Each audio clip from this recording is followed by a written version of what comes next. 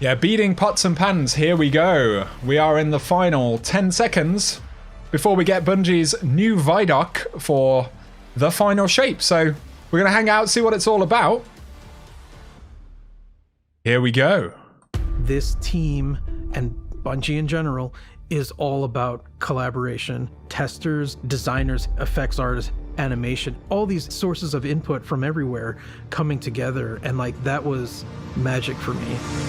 Dave Samuel is such a legend in this community now. He's very prominent in the Vidocs.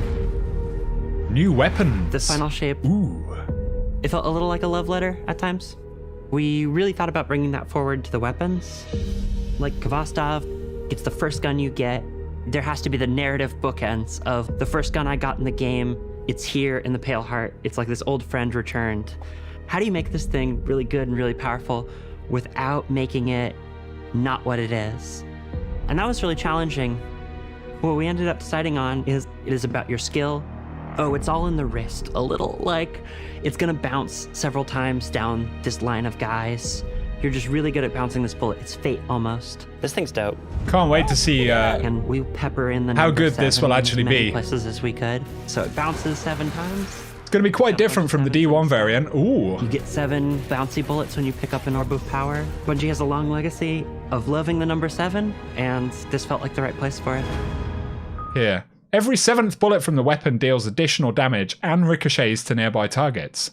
Cool, it's got shoot to loot as well. 2,000 power also. Cade has this iconic hand cannon that in a lot of ways has become a symbol. We took Ace of Spades and we went, where's the rest of the deck of cards? We had this really cool opportunity to theme all the Pale Heart weapons after different suits. It has this Kind of got that vibe from the Pale Heart weapons like straight away. That's cool. It makes sense. They look freaking awesome. I hadn't It put also 2 and 2 has, like, together this on that, fantasy, but so characters that have influenced Cade, these guns are part of his past. really cool to have like the Something Vanguard that you can't mentors do and with things any on your the other side of weapons. those too. And I came up with no hesitation. It shoots these harmonic bullets that if you're targeting an enemy, it'll hurt them and burn them. But if you're shooting an ally, it'll heal them. I love this thing. Oh, That is super cool. we had to build a lot of the language. And with the new cool little Guardian health bars, you can see that. The healing effect on it is very strong.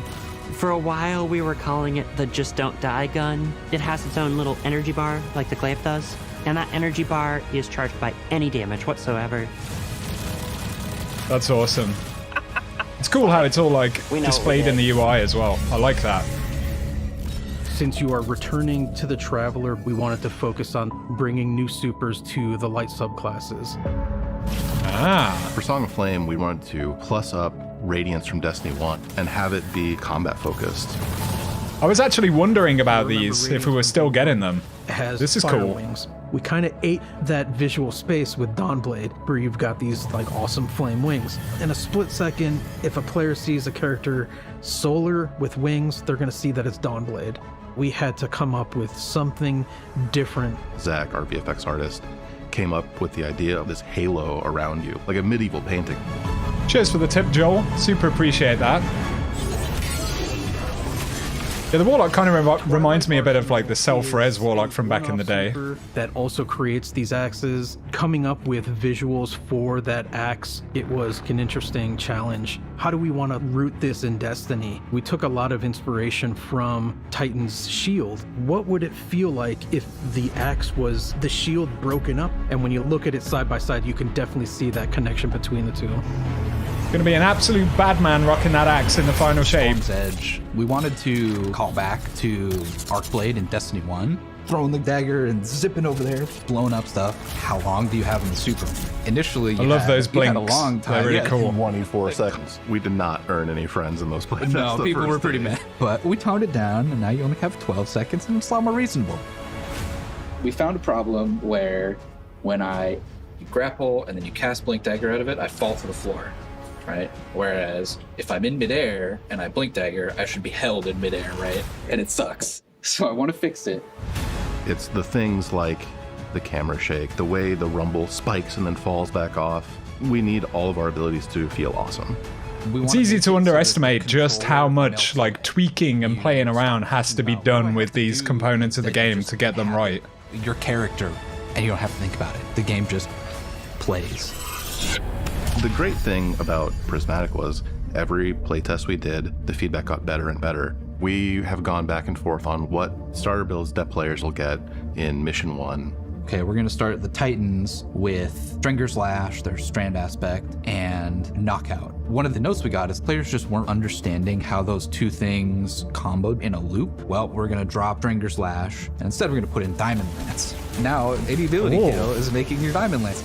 Your Knockout Punch, hey, that makes a Diamond Lance. You throw your Diamond Lance at the floor, everything's frozen, now you can punch stuff again and get amplified with Knockout. Once we made that switch, all of a sudden it clicked in players' heads. This loop becomes a lot more clear, and players were much more satisfied with their start. Cool to get like more actual gameplay of these things working as well. We got the blog post from Bungie, but it's nice to see it. That looks awesome. Delighted in a way that you didn't expect, like. Yeah. Certainly This hope to strike be is probably delighted. one of the coolest strikes that we've ever released. I started my Destiny journey playing strikes. I really wanted to push the expectations of what a strike could potentially be. This strike, it's sort of a memory out of the Witness's history of its race and what its buildings may have looked like in the past. New A strike lot of the boss looks pretty inspiration awesome. comes from 30s pulp novels, adventure flicks, uncovering ancient hidden cities that have not seen a living soul in eons. And then subsequently destroying those cities moments later.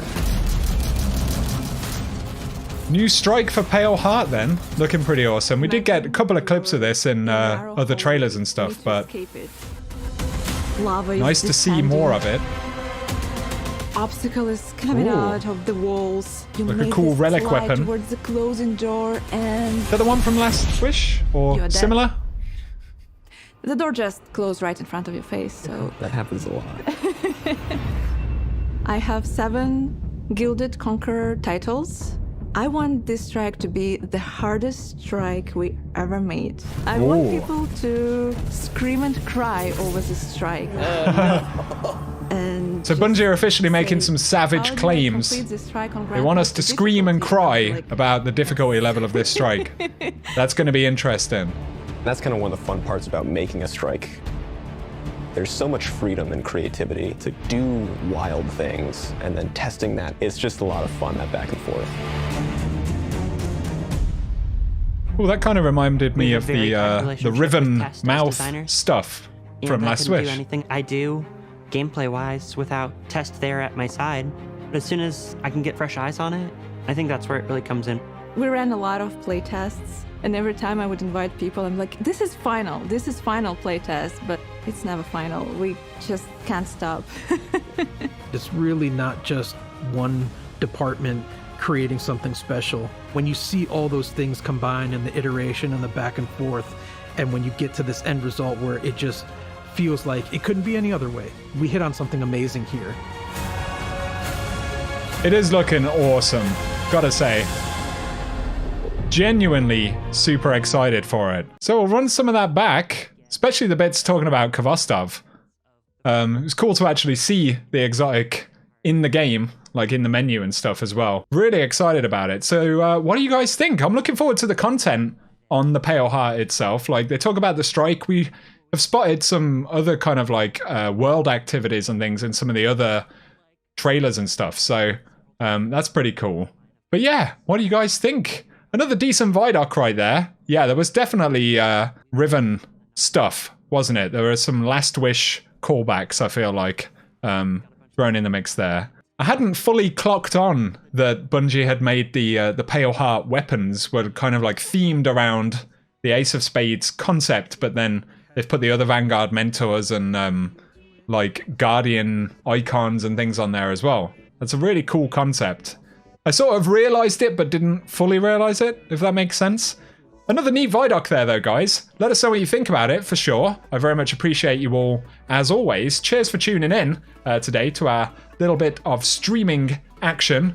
Otherwise, though, thank you for tuning in, and whatever you guys get up to, I hope you have an awesome day.